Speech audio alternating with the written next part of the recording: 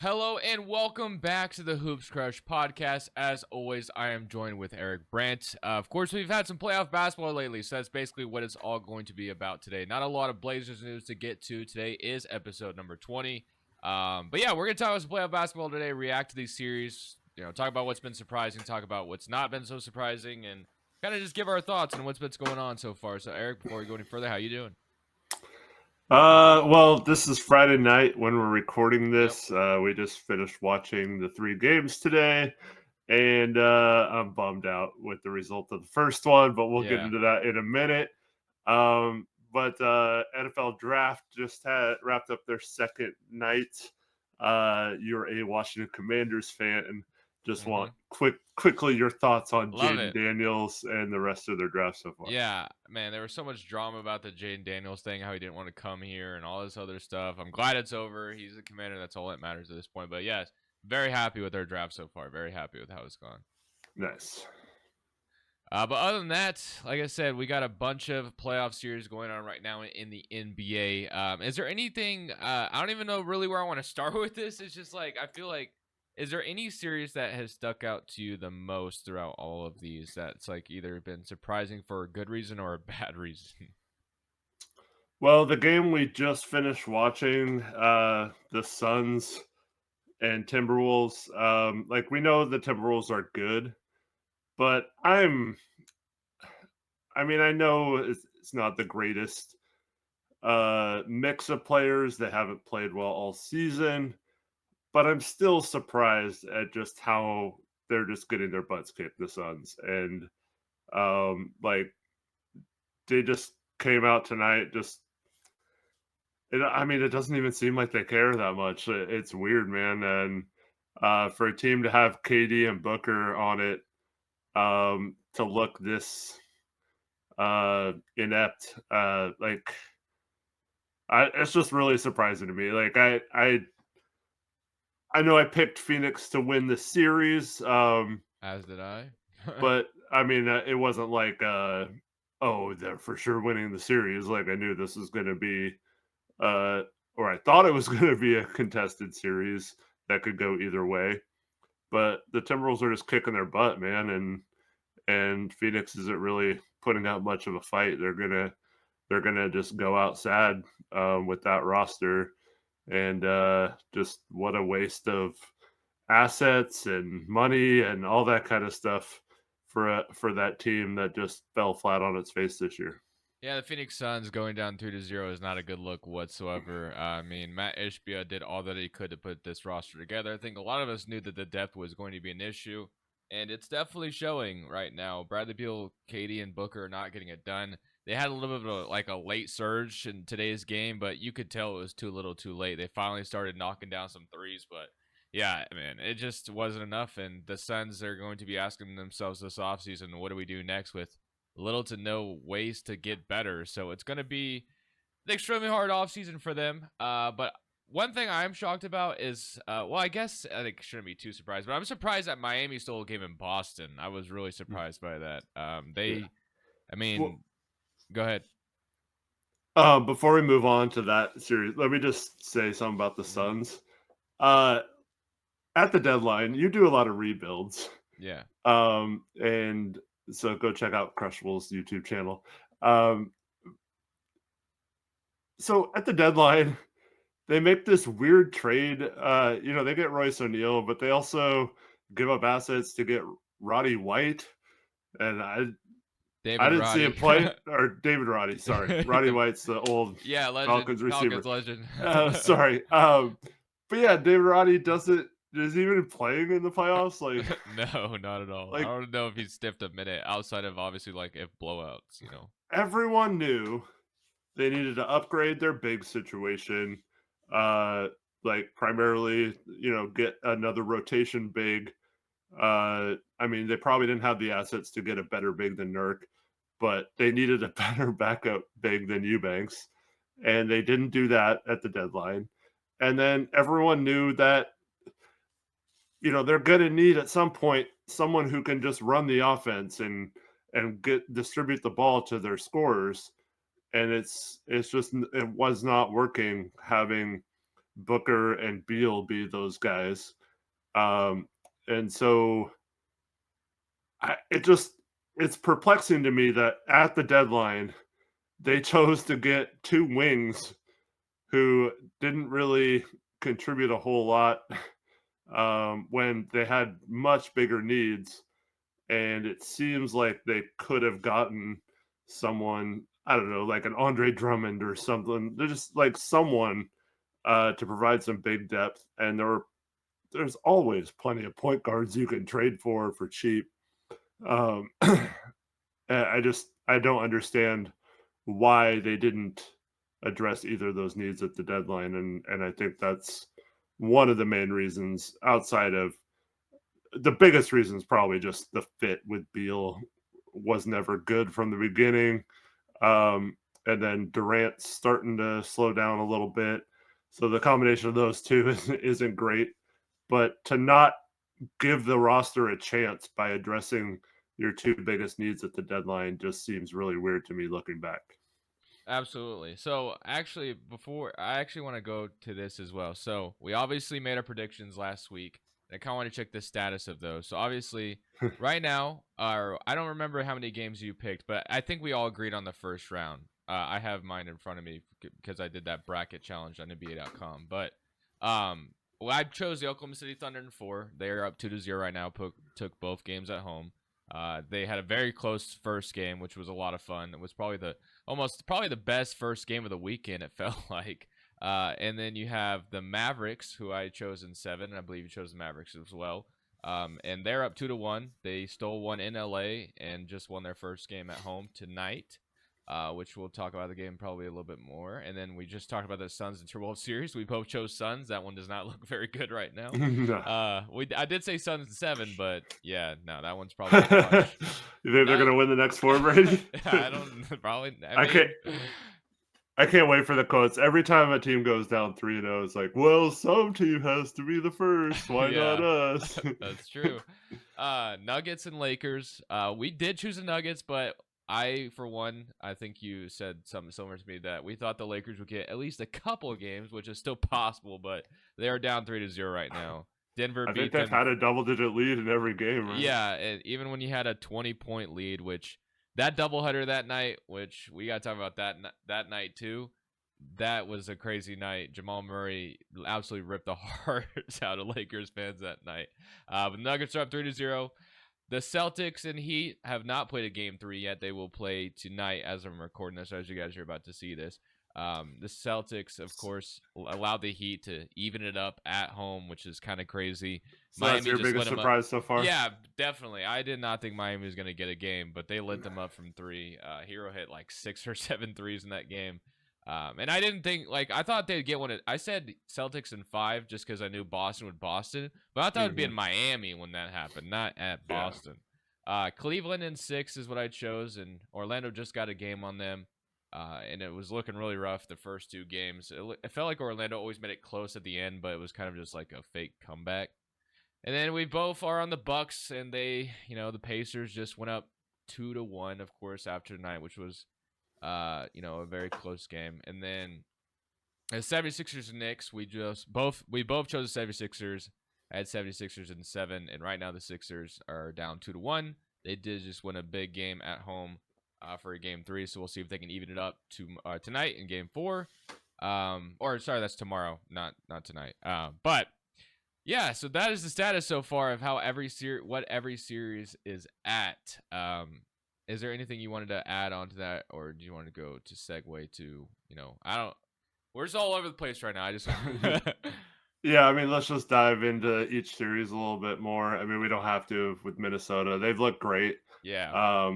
And that's, man, there's 2-3 in those series. They're both in the same half of the West bracket. Mm-hmm. So those 2 teams will meet each other next round unless one of those, either the Lakers or Suns, make history. Yeah. But yeah, that next series between the way Anthony Edwards is playing, the Minnesota Timberwolves are one team that does have multiple really good big men they can throw at Jokic.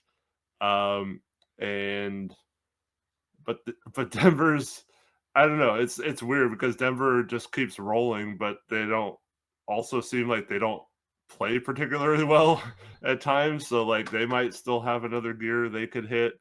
But that's setting up to be one of the most fascinating series of the second round, and it's already looking like a foregone conclusion that it's going to Yeah, happen. and these two teams matched up last year in the first round, and Denver. I felt I can't remember exactly where the quotes came from, but I feel like they said that Minnesota was their toughest matchup last year, which is kind of Yeah, crazy. It was his first round, and I think Minnesota only got like one game on them, or they get two. I can't remember exactly, but I know it was at least one because Edwards, I think, hit like a big game winner in one of them. But let's start with the matching Cavaliers. Now, I will say this is the least series I've watched just because every single time it's on, it feels like there's another game on at the same time. yeah, they They have have it as this, like the yeah, NBA TV yeah, they game. have it Well, on the NBA TV one. So this is a series I've definitely watched the least.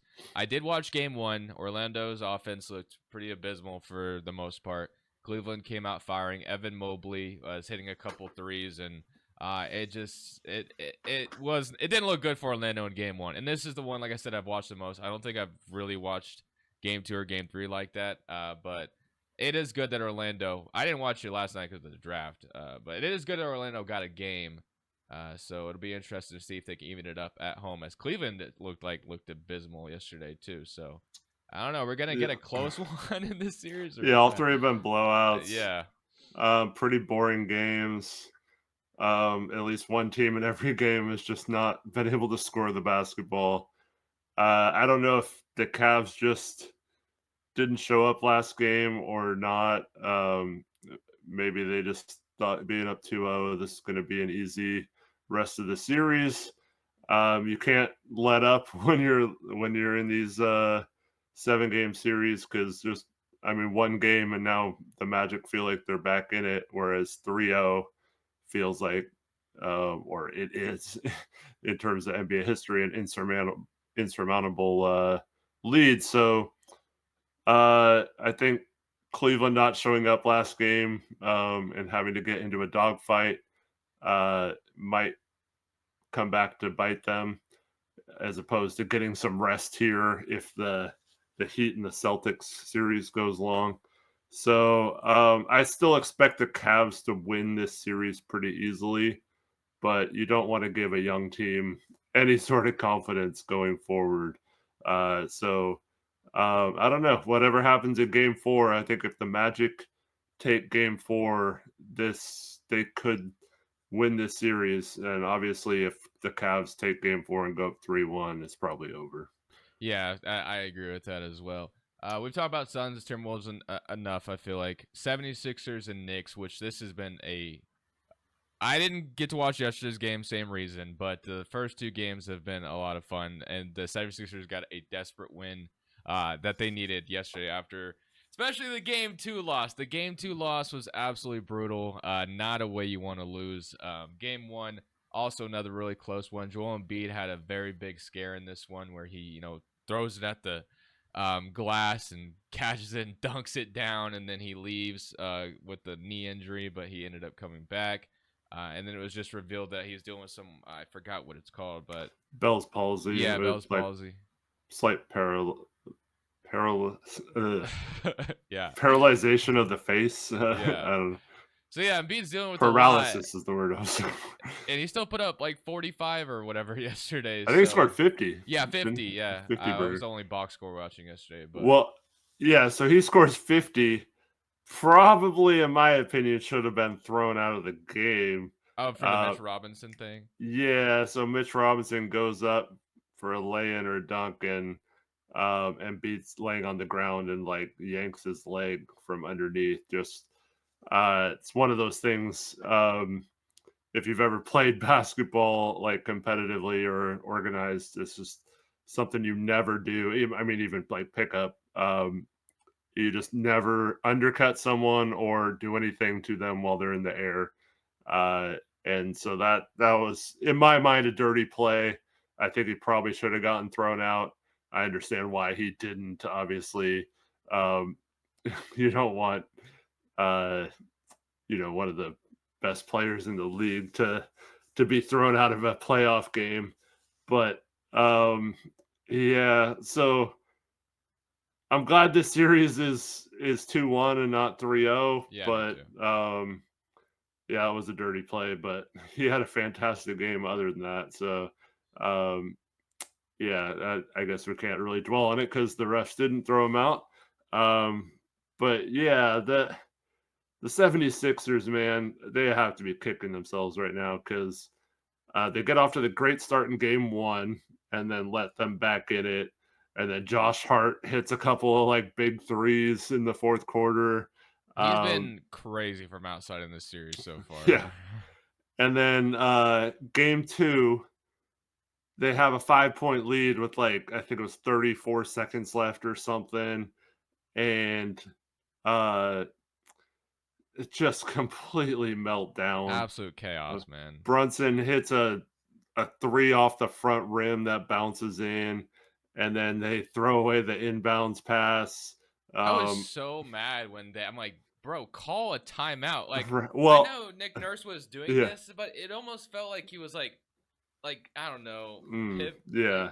like not he wasn't Well, he said he was fully in. trying to call timeout, but Yeah, but yeah, he wasn't like fully in. Like he should have been running the sideline type stuff. mm, Like he should have made it apparent. Like yelling timeout. Like yeah, I think in that situation you have to be better. And I know Mac or I forgot who inbounded exactly, but I know it's a high pressure situation. But I think they should have turned their attention immediately, calmed the yeah. situation down, and called a timeout because we know what happened next. Of Well, the course, pass was just like thrown up for grabs in yeah. between like two people. I know he thought he had Maxi open for a second, but you can't just like throw the ball that high in the air and let the defense like collapse on it. And I So know Maxi should have been called, or they should have called a foul on Maxi getting hacked for the ball. yeah. But then DiVincenzo gets an open three, misses it. Hardenstein grabs another offensive rebound, Oh. kicks it out to OG, kicks it back to DiVincenzo for a second chance, and it goes in. And you can't help but think, as if you were like that night, I tweeted out myself. I was like, if I was a Lakers fan or a 76ers fan, I'd be absolutely sick. Like the way we lost those games because yeah, especially the 76ers, you had full control at the very end. Just to lose like that when you could have even the series still won in New York, it's just brutal, absolutely brutal. Well, the Knicks and then a team we'll talk about in a few minutes. Uh the Knicks getting offensive rebounds. We saw it last year against the Cavs. That was the difference in the series, just the rebounding advantage they had. And that's where we got that quote I think you brought up last show from Jared Allen about the lights being too bright because he couldn't box out Mitchell Robinson. But like Philadelphia's inability to grab a defensive rebound. And I know Embiid is not moving very well, so like I don't know how much you can blame him for just like turning around and standing there and not fully boxing out. But it just seemed like every time the Knicks missed a shot and Philly got a big stop, it wasn't actually a stop because New York got an offensive rebound and got another chance, and that ultimately was the difference. As DiVincenzo misses the shot, like you said, but he gets another crack at it, doesn't hesitate, fires away, and nails it, and then they go on to win. Yep. So that series, like I said, will be resumed on Sunday for Game 4. Joel Embiid, had a famous quote after Game 2 saying, "We're gonna win this series." So hopefully that ages well. We'll see what happens, man. It's going Man, to be I want a game 7 in New York. I think that would be an for awesome sure. atmosphere, dude. Yeah, that atmosphere would be crazy. Yeah, Hopefully. that would be crazy. And I think there's a chance we get it. These teams have Mhm. been very very close in all three. So I don't think yesterday was particularly well. I think the Knicks kind of made it close yesterday, based off box score watching, like I said. But yeah, like they've all been pretty close games. So hopefully we do get a game 7. That'd be epic. Lakers Nuggets. We kind of the Nuggets are up 3-0. They own the Lakers. What's there to say? D'Lo had a great game 2. But he's been terrible in game 1 and game 3, especially Well, didn't yesterday. didn't he have a good start to game 2 and then disappeared at the end? No, he hit. I Or feel is like it? he hit a couple shots in the fourth quarter too. Like there was a big. I think Hmm. there was a three he hit in the fourth quarter that was like trying to stop the Nuggets run, but Yeah. yeah, it didn't matter. So yeah, Well, Anthony he Davis also had a great game too, but and then then he did didn't do nothing in anything in the fourth quarter. yeah. So yeah, I don't know, man. The Lakers. We'll see what they do this offseason. They're inevitably going to get eliminated by Denver. D'Lo, they're already talking about D'Lo's next team and stuff right now. Yeah. They Blazers are just betting odds. yeah. So I'm like, why on earth are we on I there? Well, what's going on is they know Portland has a lot of big contracts or players vets that could help a team like the Lakers, and they know that if the Lakers do make a move, they're obviously going to have to use his salary, D'Lo's salary, to match a contract. You think he? So But he think. Well, apparently, it sounds like he's gonna decline his player option. yeah, I don't know if he's going to do that. I mean, he might because he doesn't seem like the smartest person, but um, like I can't even think of a good fit for him right now anywhere else in the league right now. Kind of it's weird. I'm sure there is, but I just can't think of one at the top of my head. I know they're not the same player. That's not my point I'm trying to make, but to me, this kind of feels like Russell Westbrook or Dennis Schroeder, Yeah. where if you decline that option, I don't think there's a team giving you. I think he's going to have a hard time getting the full MLE. Yeah, I think like I it's said, like I think what it's 12 million or plausible. something, and I think his contract next year is like 15 or 16 million if I'm not mistaken. So, like I think if he thinks he's getting that on the open market where there's not a lot of teams with cap space and I some of almost the want to say teams his that player option's 18 million. I feel like yeah, I so think even it's something worse. like that. Yeah. Yeah, I could be wrong though, but yeah, So we'll see what he does. I that's what I'm saying. I feel like I'm not sure who's going to give him a big contract. I just can't even like think of one of spot for him right now, at the top of my so head. I think it would be better for him if he just gets traded to another team and gets the full amount because I'm willing to guess that if he's an unrestricted free agent and tests the market, he's gonna get that over 2 years. Like 2 years, 18 million would be the best Wow. offer Yeah, he we'll gets. see. Like so, I think Yeah, he'd be giving up a lot of money. yeah, LeBron James retirement's going to be interesting. Obviously, the Lakers will be big fish hunting for that third star if LeBron is staying. Does a team draft Bronny to pry LeBron away? There's going to be so many storylines about the Lakers this offseason, for Well, sure. that's another team that didn't make a big move at the deadline. Um, I don't know if Because they they just wanted that extra first round pick to go offer it to someone. yeah. So this and also I think they're gonna end up with like the 17th pick. Let me look for sure.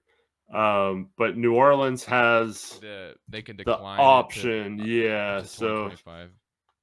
uh rumors are that they're not gonna yeah, it's 17. So New Orleans could either take the 17th pick in this draft or choose to get it for sure the next year unprotected in 2025. I think if I'm like any team right now, I'm definitely taking the Yeah. 2025 unprotected because there's a good chance, LeBron starts to show his age.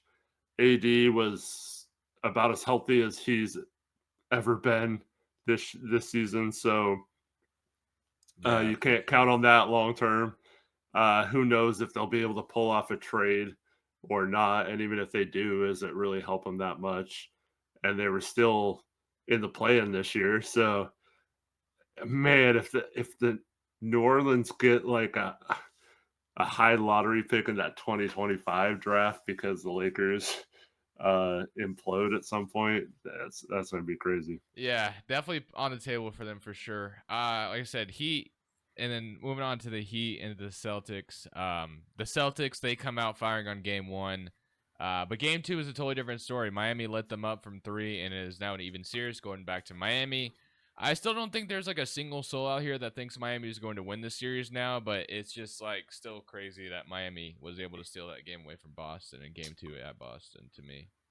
It'd be, man, I don't know where you stand with like Heat fans and stuff. I've always said there's horrible fans on every fan base, including Portland's. Um, and yeah, I think it's kind of funny how there's some pretty big Blazers media and Twitter people who will do exactly what they're complaining about Heat fans doing whenever it suits them to make fun of Heat fans. But then When they clash when back, when it's yeah. when it's not in their favor to do so, like after game 2, they're like, "Well, we're above talking about that, and Heat fans are horrible," and all this stuff. So, That's funny because I uh, know exactly what you're talking yeah, about. I just yeah, it's kind of hilarious that when people do that. And look, there's some Heat fans that are just awful, and like I was pretty neutral in the whole situation. Like I didn't really engage with Heat fans like a lot of people did in like a negative way or anything. And I got accused of being a Heat fan, I guess, or I should move to Miami or whatever the case. But like I didn't. So like I'm not like rooting against the Heat or whatever. Like I don't care. I think it would be hilarious if Boston loses to the Heat again. But at the Oh same man. time, like I don't think this Heat team has played well enough to like be rewarded and like win a series or go far in the playoffs either. But man, it would be one of the funniest things in a long time if the Celtics, coming off this season that they've had so far, lose in the first round of the Heat. Yeah, that would be brutal for Boston. I don't see a world where that happens, but Yeah. you never know, man. You never I know. I just want to see what they would do. Like, do they consider just like trading everyone and restarting at Oh, that dude. point? Yeah, I wouldn't even want to have those conversations if I'm Brad Stevens. And I Yeah, mean, yeah, we don't even have to get into That's, that, right? it'd also be funny too if well, not funny, but I'm gonna be looking at game 3. It kind of feels like the Heat just wanted to win a game in the series too. I know not really, but like it seems like that was like if they could get it just one game, like that's an accomplishment for them. And so like I hope this is still a competitive series because um I really want to see how Boston handles the pressure of this series going long. But something tells me Boston's gonna snap out of their funk from game 2 and just take care of business. Yeah, I mean, Atlanta pushed them kind of far, a lot further than they should have last year. So I mean, it's possible Mm. that Miami gives them problems again. I mean, they did last year, obviously, with no Jimmy this Yeah, time, but I'm trying to remember what happened in game 6, but I remember Trey Young had like a really long 3-point shot to like tie or win it or something at yeah, I the think end I of the remember game. something like that too, but I And don't it might have remember. forced a game 7. But that's the kind of thing I want to see in this series, and just see the pucker factor of Boston like chokes another series when they have by far the best team in the series. Yeah, man. They better respond tomorrow. That's all I got to say. Mavericks Clippers though is the next series. So game 1, the Mavericks just come out completely flat. They only scored like 30 in the first half. They were just absolutely awful, but they have responded well. They've won the next 2. They still won in LA, and they also won tonight at home as well against the Clippers. Role players really stepped up today. Kawhi is definitely not himself. He played in game 2, did not look good, and I believe he only played like 10 minutes in the first half in this game. So clearly Kawhi is not fully healthy, which is always the story of this team is Mhm. someone's hurt. And right now the Mavericks, have the Clippers number at this moment, but it is not over. I think this was everyone's favorite series that they were looking forward to just because of all the star power in this series. James Harden was fantastic in Game 1. But like I said, the Mavericks have fully responded. They're up 2-1 right now with a game at home for Game 4. So they have the ability to potentially take this series 3-1, which would give them a huge edge. Obviously, 3-1 does not mean you automatically win. We've seen teams come back from 3-1, but yeah, it'd be huge if Mavericks get Game 4. But what is your overall thoughts on this series so far? Well, it's weird because after Game 1, I saw a lot of social media buzz about, oh, the Mavericks are outclassed, and this is everyone thought this was going to be a close series, but the Clippers are obviously the better team, and then they just looked terrible the last 2 games, and I don't know, it just didn't feel like they ever had a chance tonight. Yeah, it Uh, didn't. like they kept it around 10 to 12 for a lot of the game, but it just seemed like, I don't know, I just never felt like they were going to come back. Yeah, Um, Game it- 2 was the best game so far in this series. mhm. Luka was hitting some big threes. Just absolutely yelling on the sideline. A Yeah, ton of fun, man. A ton of fun. yeah, it's always awesome when you get, unless it's to your team, but when you get the road performance in the playoffs, someone hitting like Trey Young in New York Yeah, is yeah. the ultimate example lately. But yeah, Luca with some great moments in that game too. Um, and then yeah, I think the story from this one is just you touched upon it, but the way Kawhi has looked, it looks like he's hurting them, not helping them by playing. And man, it's rough to watch because he's one of the most impactful players over the last decade or so, dating back to the end of the Spurs runs where he almost was able to help the Spurs win 2 in a row. They end up winning 1 in a row because of his ability to.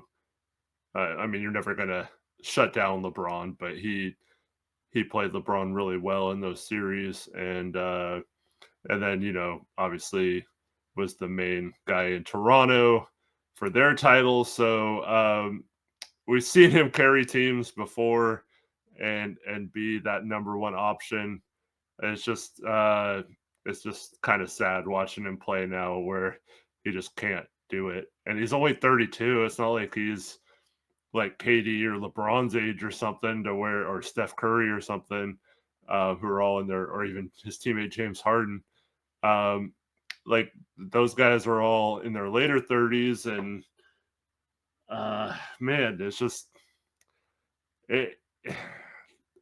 I don't know. Like I felt like the Clippers, much like the Suns, gave up way too much to compile a team, and it's hard to build the best roster around that. Although done a pretty good job with it, but Has led to no it's results just though, man. this Clippers team from that offseason where they went all in and got Paul George and Kawhi, like it just hasn't happened for him. Yeah, and that's what I'm saying. And then now Shea is an MVP candidate, and like that's the player that Right. Shea has turned into. And you gave all the draft picks on top of that, and their draft picks they still don't have for the future. It's just, Mhm. it's just very, very wild. Well, they gave up more for Harden, so they got Yeah, in the first round. Their future is even yeah, more that's what I'm bleak. saying, man. Like we're talking Oh, about like the Celtics, what would they do? We're talking about like what are the Suns gonna do, but what are the Clippers gonna do? Like they got to mhm. resign Paul George. I know Kawhi's extended, so more than likely they run it back again. But Yeah. like it's Well, I think Harden's a free agent too, right? yeah, Or- yeah, he is. So like it's just very, very. I don't know, man. Steve Ballmer has to get tired of watching this Mhm. team disappoint him year after year, and this trade, the trade, man. I know you got shit, or you got Paul George and Kawhi because of what you gave up, but it has not resulted into what it was supposed to be. This was a championship type of trade, and it has not resulted in that whatsoever. And if I'm Steve Ballmer, I'm not very happy with that. They get to go play in a new, arena. They'll have a new branding next year or whatever. But yeah, it is. If they lose in the first round, that's going to be one of the biggest disappointments because I think they had like. It's funny because I think the Maverick or the Clippers had like third. I can't remember if it's like third or fourth best odds to win the championship, but they were underdogs in this series, which is kind of weird to think about. So like, Yeah. I don't know, man. It's not good. Clippers' future is not looking good, especially if they go out in round one here. Do you think Paul George should sign with Philly? I no, I'm sure I'm sure he stays in LA. You think so? Yeah, I Dude, just they're don't. so apt if he leaves for nothing. Like, Oh, for sure that I can't see him leaving for nothing though, personally. But I guess because I feel like he always wanted to go out. He always wanted to go to Los Angeles. He finally gets yeah, here, and now he has been here for years now. So maybe he's like, okay, I've been home for a while. I'm down to go somewhere else. Maybe like that's definitely possible, I guess. But I don't know. I just don't see it right now because I just remember how much he's wanted to be in LA. I guess he could go across the street if he wanted to. Or I guess it won't be across the street anymore, but yeah. he can go to the Lakers. Well, it's not even across the street. The past few years, it's the same side of the street. Yeah, basically, yeah. But man, the Clippers, they're if my Mavericks were my Western Conference Finals pick, or actually my Western Yeah, favorites. yeah. You're pretty worried after game one, huh? Yeah, no, I actually wasn't Oh, you because weren't? no, I was like, man, the Mavericks are playing as bad as they possibly can. Oh, They okay. still somehow made it like somewhat close at the end. I Right. was like, there's no way they come out this bad next game, and I believe in Luka Doncic to be better, and he has been. So I wasn't actually worried. I don't know why, but I wasn't. And now if it would have been game two and they did that, then I would have been a little worried. But they've responded, like I said, and I'm happy with what I'm seeing so far of the Mavericks, man. They're a lot of fun. But let's save the other series for last. Let's go to Pelicans and Thunder. Like I said, game one was a ton of fun. Shea hit like an and one at the end to put them up. CJ McCollum had a chance to tie or to take the lead. Actually, he has lean in on a three. It was kind of weird, but it had a chance to go in. It didn't. But that would have been a huge one for them to steal. And I know you're as high on him as I like. I think since I don't remember when it started, but I think it was when he played us. Trey Murphy, I'm extremely high on him, and I think every time he's played us, he torches us for some reason. I don't know why. He just hates us, but he goes off on us, it feels like, every time. But he looked fit. He was great game one. Not so much game two, but even if the Thunder are gonna probably win this series, up 2-0. Maybe New Orleans makes it a series, but without Zion, it's gonna be really hard.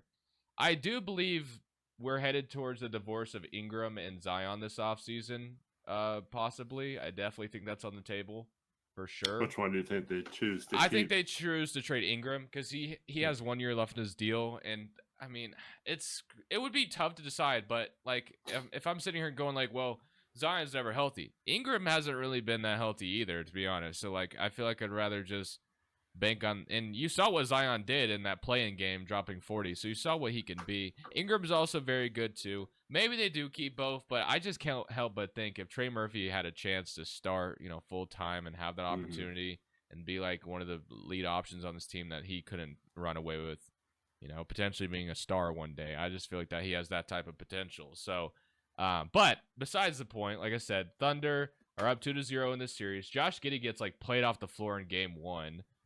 Barely played, and then he just I don't even think he played. He kind of played a little bit more in game two because it was a blowout. But Shea, like I said, was huge at the very end. Chet Holmgren in game two was hitting a bunch of threes in the first quarter. Right out of the gate, the Thunder, it looked like the jitters were there for game one, but game two, the Thunder locked in, and it was great to see them play as well as they did. Yeah. Pelicans obviously need game three. But yeah, I just think the Thunder are better than the Pelicans. And so yeah, I wouldn't be surprised. Like CJ can get hot or whatever, Ingram can get hot. maybe they can win one of the 2 home games. But I just never expected this series to go very far. And I I said don't. Thunder in 4, so it's looking good still at this moment. We had someone in the comments of our last video. If you're watching this, sorry, Pelicans fan, but he was saying that we were wrong about the Pelicans. They're really good and stuff, even without Zion. Oh, Um, okay. but yeah, I don't see it, man. Well, it's not over till it's over, right? So we'll Right? see. Yeah. But I have saved the most frustrating series for last: the Bucks and the Pacers, especially after tonight's game. Man, what a brutal game! Like this was the game I locked in on the most today because I would still had the draft on too. But Well, like, it's before the draft started, yeah, so that was it nice. was Yeah. like that too. Well, part of Very it, yeah. very early game at 4:30. But man, like there's just so much that could be talked about here. Like it was more. I'm gonna start more in the second half though, because like the first half the Bucks came out flat. No surprise or whatever. But Yeah. there was times where Dame was trying to just flop or draw a foul at times. I'm like, dude, just stand up and like I think it was the fourth quarter where he tries to get a bump, and I know usually he gets that call, but it just felt like he was like leaving it on the ref, so I was getting a little frustrated with that. And then maybe he actually did fall down. But there was, that possession where the Pacers kept grabbing all those freaking rebounds. It was like 5 offensive rebounds in a row. Thankfully, the Pacers didn't score off of it. But there was a part where he just fell, like, and it felt like he was trying to draw a foul. But like I said, maybe he did just get tripped, but it felt like he was trying to draw a foul. And then it was just basically felt like this game was basically save us Chris Middleton, which he did it a couple times. And yeah, just in the Dame goes down. I think it was in the third. Wasn't it in the third quarter? Or I can't remember exactly when it happened. But he comes back, thankfully. Well, it was the first half, I think. Oh yeah, first half. Well, for the first time, and then I don't know if you caught this, but right at the end of regulation, he limped off to the bench, wasn't in there for um, That their free last throw. Yeah, defensive, yeah, the yeah, free throw yeah. last, and it was holding his So maybe that heel maybe that possession Achilles. possession I'm complaining about, he actually did get hurt. So maybe I shouldn't be too hard on him. But Well, I don't know, man. I know Beverly does this a little bit too, but you know how they've been playing Dame off ball a lot, and then he comes up to get the ball. Yeah. Like Nemhard is just like holding him, like bear hugging him, like every single possession. It drives me crazy, and I have flashbacks going back to Brandon Roy's first playoff series, where we played the Rockets, and they had well, meta world peace. He wasn't meta yet. I don't think. I think he was still on our test. But like they had a bunch of wing defenders, and they would do that stuff all the time. They got away with that in the series, hand checking and holding, and like we couldn't do anything on defense. Like if we just like touch someone barely, it was a foul, and so I mean, I don't know how to fix that or whatever, other than to accentuate contact more often if you're Dame. But um, it's got to be frustrating when they're just allowed to hold you every possession. And let me just say that in the first half, Bobby Portis was completely useless. Literally did Mhm. basically nothing. Would grab offensive rebounds and just Well, miss the freaking layup and all this other stuff. Just overall frustrating game. Of course, this goes to overtime. Middleton hits a 3 to force it to OT, which was, by the way, I don't know what the play was supposed to be, but it ended up being a terrible shot you don't by think like a Chris. 30-foot Yeah. shot from the sideline out of bounds, like with Yeah. 3 people in there? Yeah. Yeah, so they're extremely lucky that Middleton even hit that, because if it wasn't for that, we'd be talking about what the hell did Doc Rivers draw up in that last play.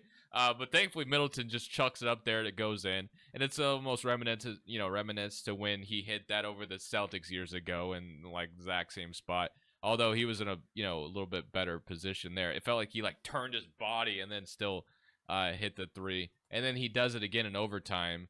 And then they try it for a third time, and it doesn't even, get close to going in.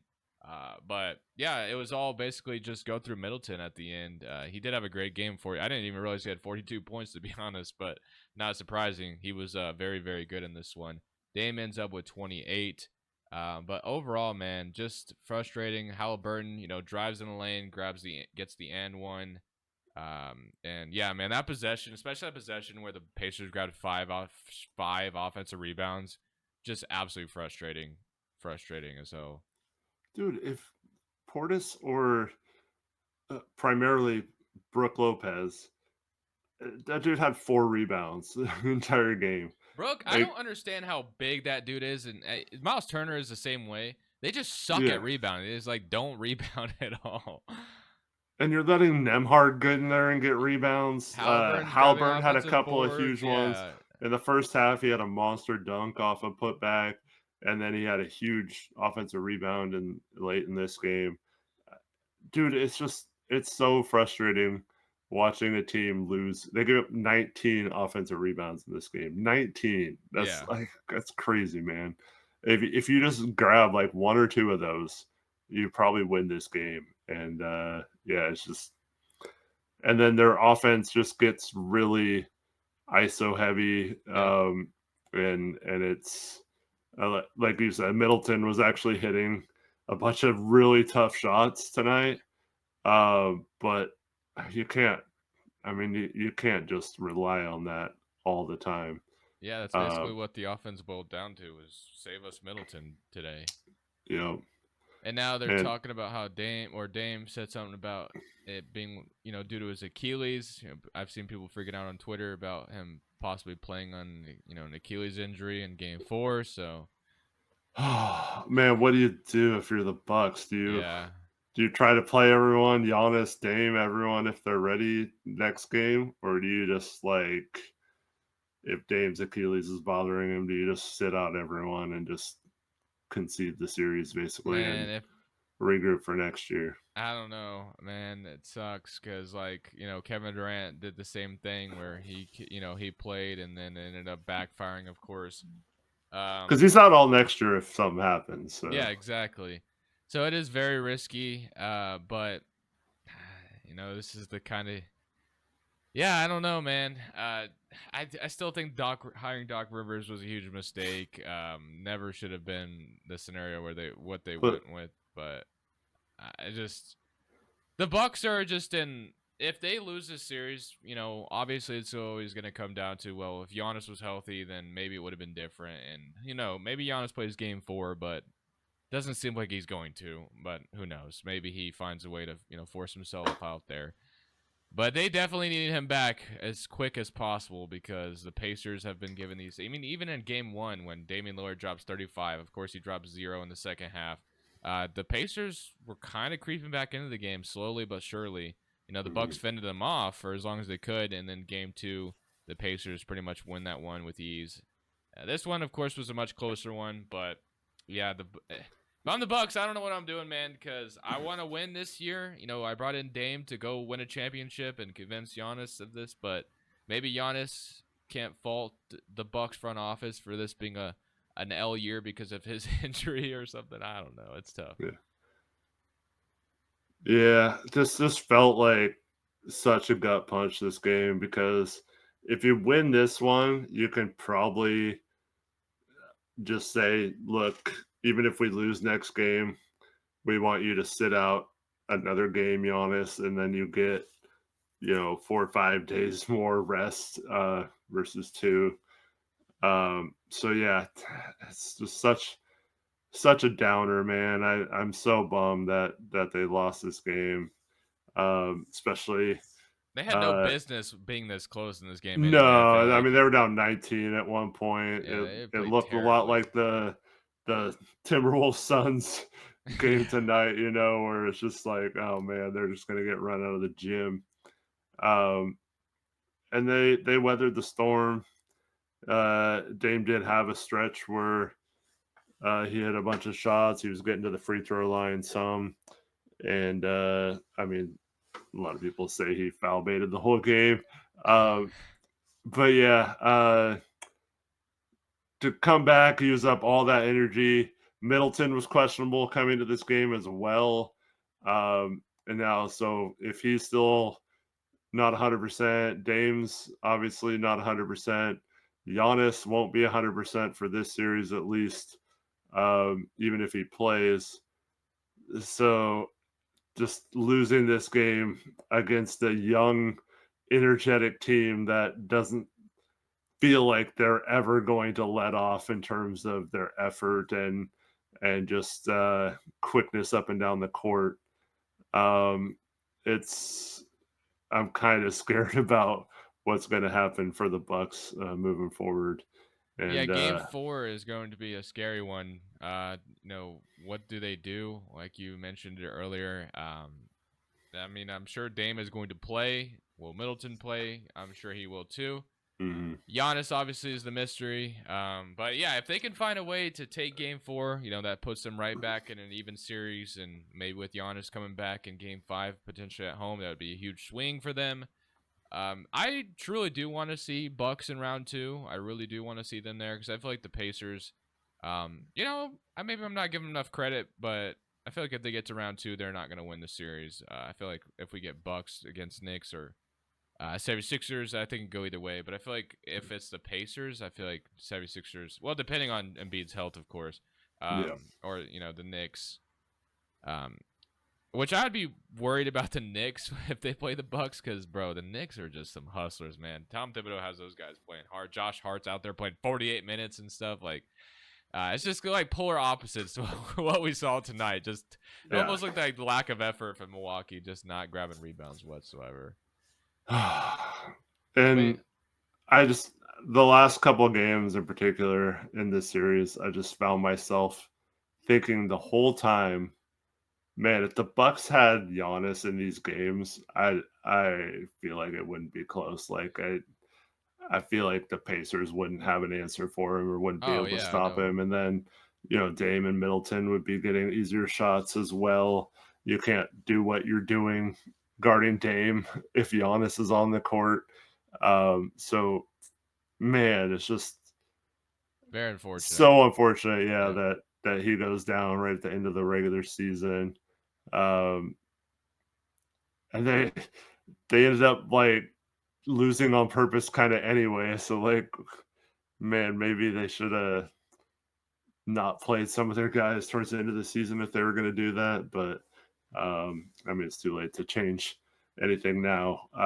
But man, Yeah, it I sucks. just want to see these teams healthy, man. It sucks. Like I injuries suck. My dream scenario still is an Embiid versus Giannis series. I really want to see that, but I don't know if we're gonna get it, unfortunately. Hmm.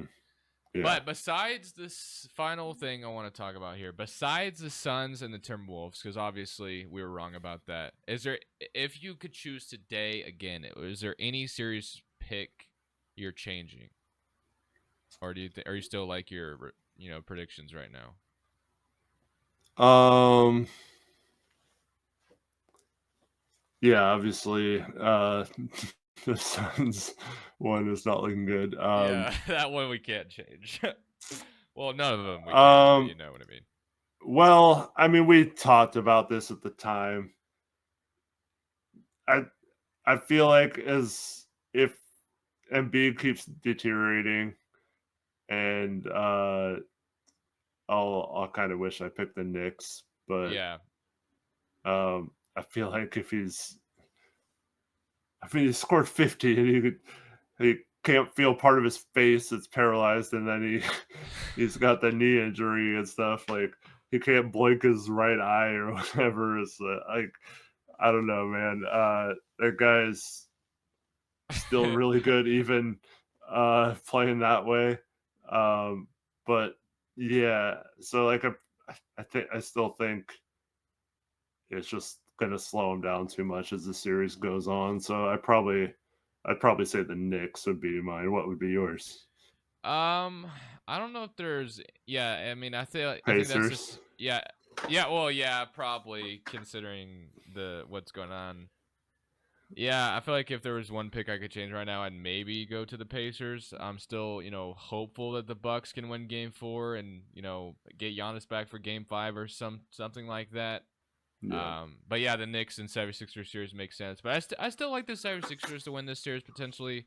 They just need to get game 4, and I feel like, they had a chance to win both games, especially game 2, and this could be, they could have been in the driver's seat right now, but stuff happens as we know.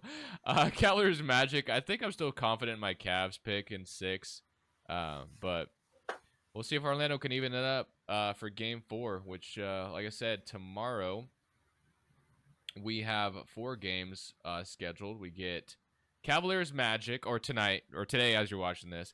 Cavaliers Magic, Thunder Pelicans, Celtics Heat, Nuggets, Lakers. Do you think the Lakers get a game, or do you think they're swept tonight? I think until they beat the Nuggets, I'm just gonna pick against them. I think they've lost 11 in a row now, if Yeah. I'm not mistaken. So until they actually beat them, it's much like UConn in the NCAA tournament. It's not only won 12 straight tournament games, but covered 12 straight tournament games against the spread, Oh man. which is insane. But so much like that, 11-0 the last 11 games. I'm just going to keep taking the Nuggets. So I'm going to say they sweep them until the Lakers show they don't wither down at the end and melt under the pressure, because it's just, man, it's, I mean, screw the Lakers, right? But it's kind of sad how well they've played at times in this series. To be down 3-0 is crazy. It's like the Warriors series against the Blazers Western Conference Finals in 2019, where the Blazers played well in pretty much every game for 2.5, 3 quarters, and then Folded every time. just folded every time. And most of those games they had a double-digit lead at some point. Many of them Myers Leonard was in the looking like, second half. Yeah, but then still got swept anyway. yeah. It just kind of feels inevitable that this is the end of the Lakers. They gave it their final push last game, and that the game was it game 2 where Jamal Murray hit the 3, or was that the Yeah. last game? Uh the game winner? Yeah, Game 2, yeah. I mean that game was incredible. You had LeBron hitting some big shots, but then misses the wide open 3. I don't know why anyone's like Yeah, I was about to say, criticizing him for that. I mean, it's wide open. same people Like, criticizing him for that would have said, "Why didn't you take the shot when it was right. open?" or whatever. Why did you pass to Rui for a corner 3 instead of shooting? Yeah. Yeah. So I was glad he took the shot, but yeah, Jamal Murray comes up clutch again. Um, but yeah, it feels like they gave it everything they could, and it still wasn't good enough. And the Nuggets don't feel like they've given it everything yet. I know they had several players like Aaron Gordon and Michael Porter Jr. have big games last game, but it still doesn't feel like they're completely clicking on all cylinders right now. So I feel like even if Denver is just okay next game, I think they're going to win. Yeah, me too. Unfortunately, I think the Lakers get swept. They're probably checked out anyway by now with how the series has gone. But maybe they still have some fight left in them. I know Lakers fans are going to want Darvin Ham fired. And, I thought I've seen a report already said they're not going to do that. So we'll see what happens, man. You think it should be fired?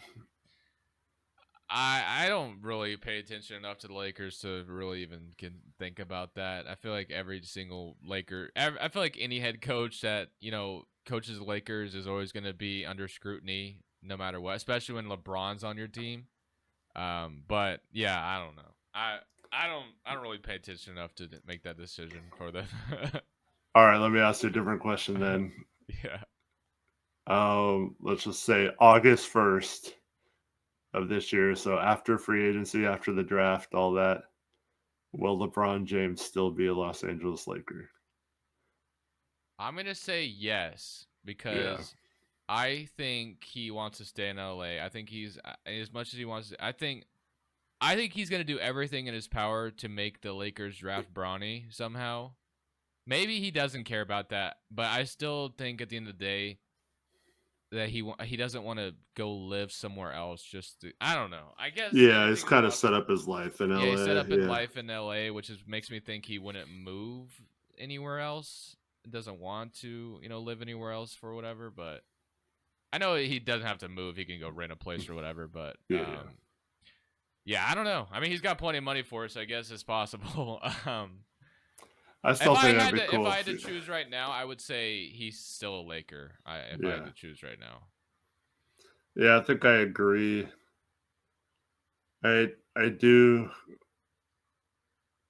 I don't know if this is just hopefulness, but I think it'd be really cool to see him go back to Cleveland a third time and finish Yeah, his that would career be there. cool. That would be cool too. And I think Cleveland would be really dang good. That's one of the teams that would.